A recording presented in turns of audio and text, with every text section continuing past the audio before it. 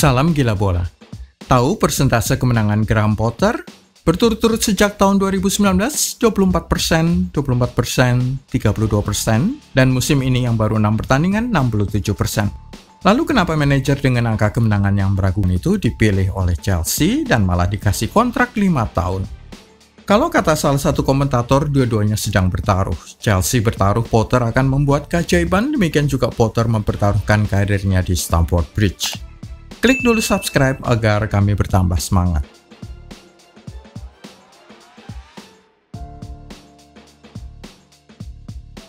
Persentase kemenangan Potter. Manajer Inggris 47 tahun itu masuk ke Brighton pada tahun 2019. Persentase kemenangan untuk musim pertamanya 24% dengan poin per game 1,08. Finish pada akhir musim di urutan 15, selamat dari degradasi. Musim keduanya di Brighton sama persis, 24%, poin per game 1,08, finish sedikit lebih buruk, ranking 16 tetapi lagi-lagi selamat dari degradasi. Musim ketiganya di Brighton membaik jauh.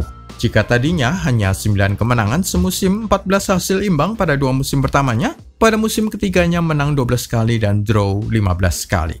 Persentase 32%, poin per game 1,34, finish ranking 9. Itu merupakan posisi tertinggi Brighton dalam sejarah. Musim keempatnya 2022-23 baru 6 pertandingan dan sudah mencatatkan 4 kemenangan termasuk 1-2 di Old Trafford pada laga perdana musim, menang 0-2 di West Ham dan terakhir kali menghabisi Leicester City 5-2.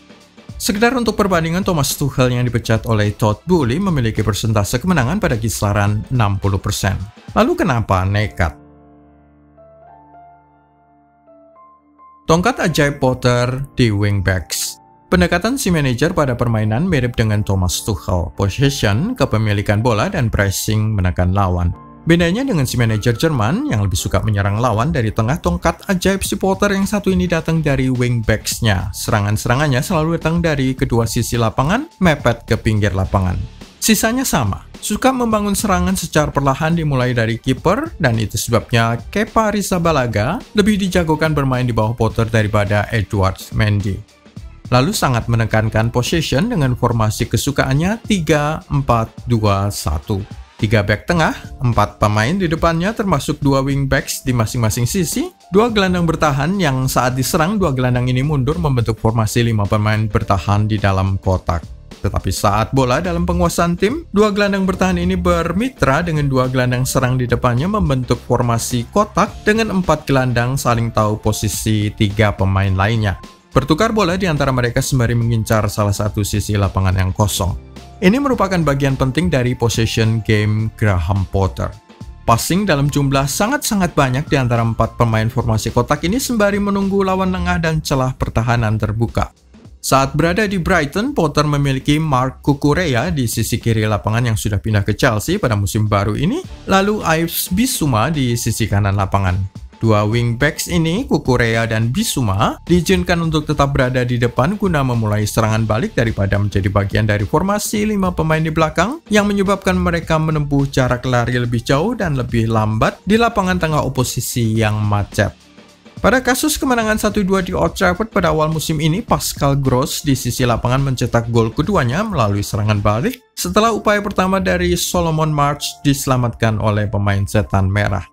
Selain beruntung memiliki Marc Cucurella di sisi kiri lapangan dan pelapisnya Ben Chilwell, Potter beruntung 2 kali dengan memiliki Reece James pada sisi kanan yang secara natural peta pergerakannya sudah mepet garis pinggir kanan lapangan, sesuatu yang sangat disukai oleh si manajer anyar. Siapa saja pemain yang akan diuntungkan? Reece James sepertinya tidak akan tergantikan untuk posisi wingback sisi kanan, peran yang sudah dia mainkan di bawah Tuchel. Sementara di sebelah kiri itu bisa Cucurella, Ben Chilwell, atau satu pemain lain. Potter sebenarnya mengakhiri musim 2021-22 memainkan Cucurella sebagai back tengah sebelah kiri di Brighton dengan Leandro Trossard atau Solomon March di depannya, sehingga pemain Spanyol itu bisa turun ke posisi bertahan dengan Ben Chilwell di depannya. Itu akan membuat Thiago Silva, Wesley Fofana, Kalidou Koulibaly, dan Cesar Azpilicueta bersaing untuk 2 tempat tersisa. Namun karena kekuatan mereka hampir merata, rotasi sangat mungkin terjadi. Sementara untuk trio, N'Golo Kante, Mateo Kovacic, dan Jorginho pilihan lebih mudah karena mereka bertiga jarang terlihat fit bersama-sama. Hanya tersedia 2 posisi untuk 3 pemain itu. Mason Mount terlihat lebih cocok untuk sistem Graham Potter yang akan membuatnya disandingkan bareng Raheem Sterling dengan si pemain anyar itu lebih sebagai nomor 10 daripada pemain melebar di depan. Conor Gallagher dan Ruben Loftus-Cheek pilihan lain untuk gelandang serang. Sementara Kai Havertz, Hakim Ziyech, dan Christian Pulisic mungkin akan diplot menjadi wingbacks dengan banyak lari yang melelahkan di sisi lapangan. Pierre-Emerick Aubameyang mungkin tidak begitu saja dibuang. Graham Potter sangat pintar menggunakan pemain yang tersedia dan tidak rewel meminta pemain baru.